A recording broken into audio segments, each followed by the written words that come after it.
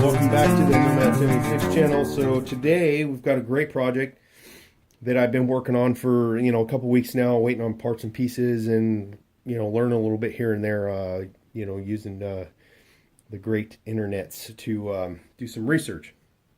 So a while back, I really thought I really need to put an automatic door on my chicken coop.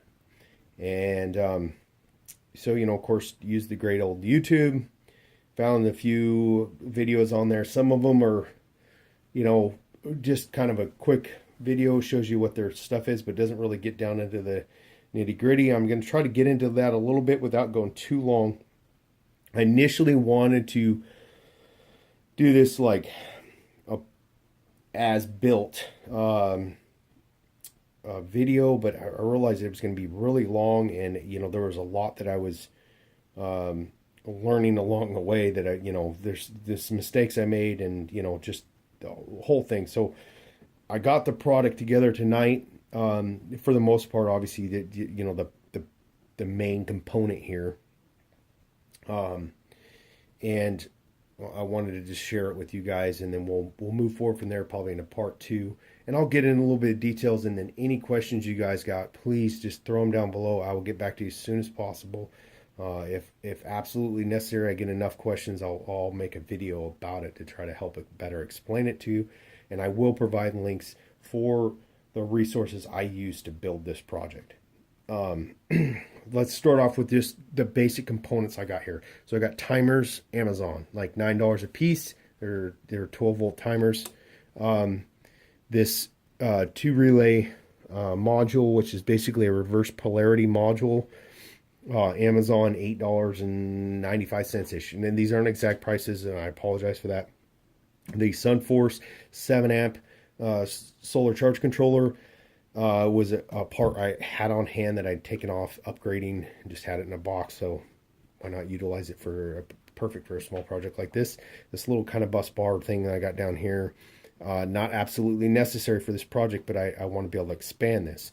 The case that it's enclosed in is an MTM case guard, ammo can, 50 cal black in color. I say that because I was just on there the other day, and for some reason the black ones had went up from the $8 or $9 that I bought this for to $20, and the green ones were $9. So just double check that stuff before you hit buy. Save yourself a little bit of money. And then down below here, obviously plenty of room for additional batteries, but I've got one 10 amp hour sealed lead acid battery by Chrome Batteries. It was an eBay purchase for $22.10, including free shipping. So I think it'll work out great. I don't think I'll need much more than 10 amp hours for the current configuration. Off to the left here we have the linear actuator, which has got an 8-inch stroke, which obviously is a 12-volt linear actuator, which was purchased off of eBay for $42.59. That includes the shipping because it was not free shipping.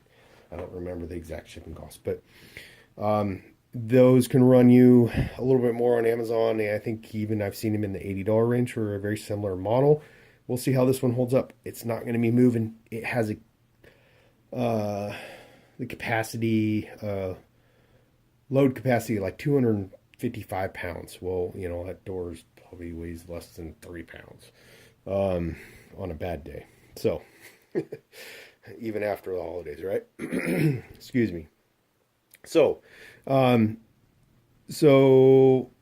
quite simply, the system works fairly easily. I labeled it. I don't know if you guys can see that. Maybe I typically see open, close, just kind of giving you the gist of it. I can manually actuate this, and I always mess this up. I don't have these programmed yet, but see, there's boom. But the way I have this system designed, now I have it wired up right now for the actuator right here, but I can run those wires down to here. I can add additional actuators if I wanted to apply different actuators. These actuators, I have heard kind of some misinformation on YouTube. They're like, oh, it's no big deal. They just run out and they stop. Well, they run out and they stop because there's a micro switch in there.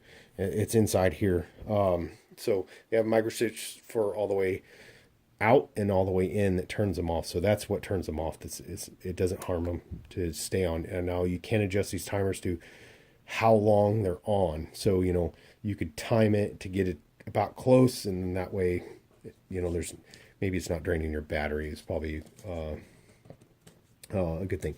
Now, I can't remember the name of the website. I wish I would have wrote it down. But there's a great write-up on this style of system.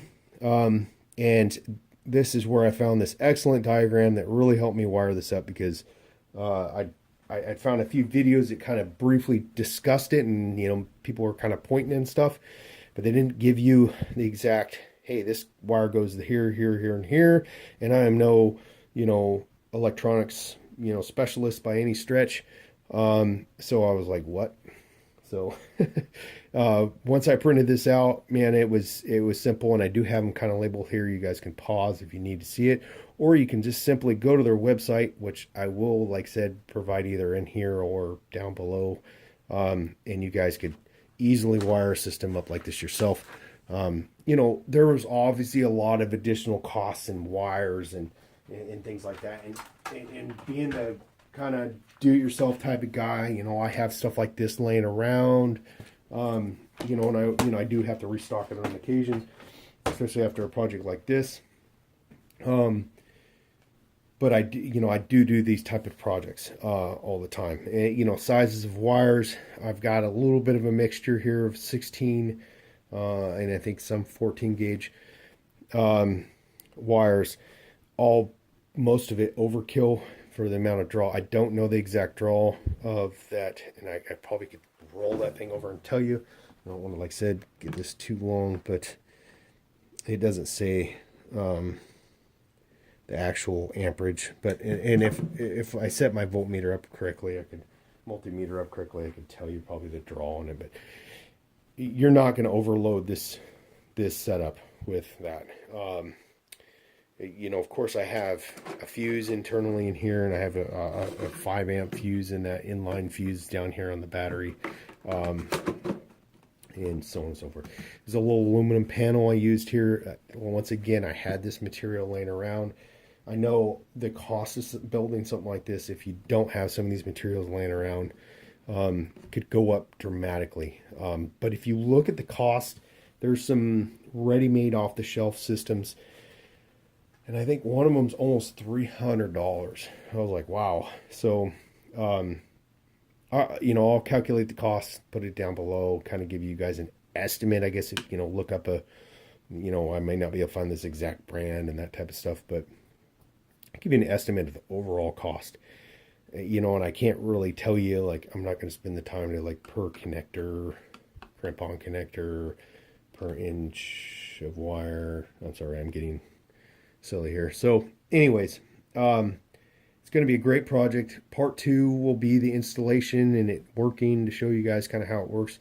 This did not come with brackets, so that quite simply is something I can do. I can fabricate the brackets. I have the materials to fabricate the brackets, and we'll have ourselves a automatic chicken door to make my chickens happy and safe and warm. So thanks for watching. Once again, Happy New Year. This is Nomad76. You guys have a great day.